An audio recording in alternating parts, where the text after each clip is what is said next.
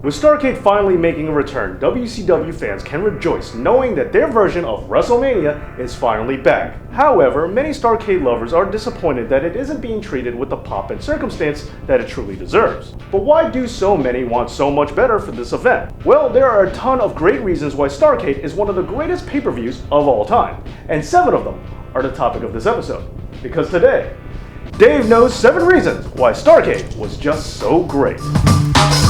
First pay-per-view? First, let's talk about first. Technically speaking, Starrcade is the first wrestling pay-per-view, but this all depends on how you define the term. The first wrestling show to ever air specifically on pay-per-view television was a WWF show. Many people think it's the Wrestling Classic, but the first WrestleMania was actually available on pay-per-view first, but only in very specific areas. However, Starrcade would air on closed-circuit television before either of those events ever took place. And closed-circuit television, for those of you who aren't familiar, is where fans would pay money for a ticket to watch live TV at a designated venue. So yes, fans were paying to view Starrcade on TV before they ever had the chance to do the same for any WWF show. In addition, the term pay-per-view has come to mean any wrestling supercard show. There are many major wrestling events that are called pay-per-views even if they don't actually air on pay-per-view television. So also, in that regard, Starrcade is, yet again, the first, technically speaking.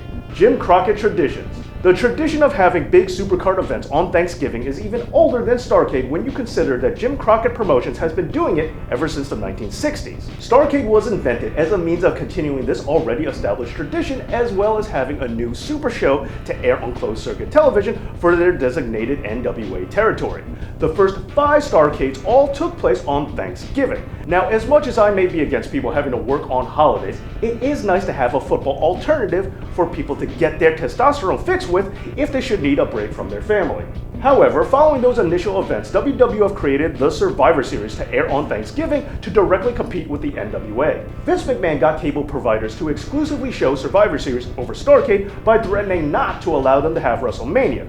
And with the huge draw that WrestleMania 3 was, providers went along with Vince over the NWA. But Starrcade would not be deterred. They simply moved the event to December around Christmas time instead. Crockett also had a long tradition of holding supercards for Christmas too. And it would be 17 years after WCW's last Starrcade for the event to finally return to the month of November. Tournaments. Starrcade has hosted some amazing tournaments. The 1992 King of Cable tournament that featured Sting and Vader in the finals, the 1996 United States title tournament which saw Eddie Guerrero defeat DDP for the championship, the 1990 Pat O'Connor Memorial International Cup Tag Team tournament which was won by the Steiner Brothers, and of course the World Cup of Wrestling, which was a cross-promotional tournament between New Japan and WCW in 1995, which was won by Sting. They were all great, and that's just naming a few. Who's next? Starrcade 1998 was the night that Goldberg's famed 173-match winning streak came to an end. Kevin Nash won that year's World War III Battle Royal, which granted him a title shot at Starrcade.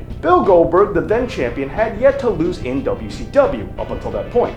The build for the match was strong, and it came to a close when Nash's old buddy Scott Hall gave an assist to Big Daddy Cool by cattle prodding the champion, allowing Nash to jackknife powerbomb Bill Goldberg and to pick up the win, and thus ending the streak.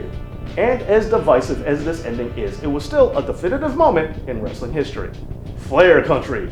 Ric Flair main evented the first 8 Starrcades, the very first having the subtitle Flair for the Gold. Flair's Starrcade streak only came to a close thanks to him leaving the company for the WWF. But upon his return, Flair would go right back to the main event in Starrcade 1993 against Big Van Vader, and again in 1995 against Randy Savage, thus bringing him to 10 Starrcade main events. And keep in mind, Hulk Hogan can't even claim as many main events for WrestleMania. Flair even has another Starrcade main event to his name, if you consider Japan Super Show. From 1991 to 1993, WCW held a special event in Japan known as Starrcade. Now, to avoid confusion with the existing pay-per-view, the event was built in America as the Japan Super Show. With that being said, Ric Flair did main event the first of these Japanese Starrcades, going against Tatsumi Fujinami, resulting in Flair losing the title. And also, counting these events, Starrcade becomes an even bigger and more global event, which is pretty cool.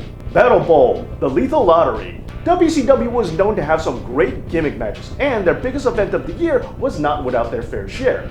From the I Quit match pitting Magnum TA against Tully Blanchard to 1986's Skywalker Scaffold match featuring the Road Warriors going against the Midnight Express, where Hawk actually wrestled the entire match with a broken leg, But if I had to pick just one of my favorite gimmick matches from Starrcade, it would have to be Battle Bowl, the Lethal Lottery. Prominently featured in the 1991 and 1992 Starrcades, the Lethal Lottery randomly paired up wrestlers in tag teams to compete in qualifying matches. The winners of each of their respective qualifying bouts would then enter the Battle Bowl, a double ring, every man for himself battle royal. Now, the Lethal Lottery portion was responsible for some interesting pairings having to end up working together, such as the Great Muta with Barry Windham, Steve Austin and Rick Rude, and Sting teaming up with Abdullah the Butcher, just to name a few. And if that wasn't enough, the Battle Bowl itself would take these teams that just successfully won earlier in the night and then split them up by forcing them to face each other in a battle royal. Plus, I do love any match type with multiple rings. And there you have it. Those are just 7 reasons why Starrcade was just so great. And I know some of you may be wondering why I didn't mention Sting vs. Hogan in 1997. Well, what can I say? A botched ending can ruin over a year's worth of perfect storytelling. But don't get me wrong, there are plenty of great things about Starrcade, far too many for just one list. So, tell me what are some of your favorite moments in the comments, and don't forget to support me over on Patreon and to check me out on Twitter. Thank you so much for watching, and as always, this has been Dave Knows.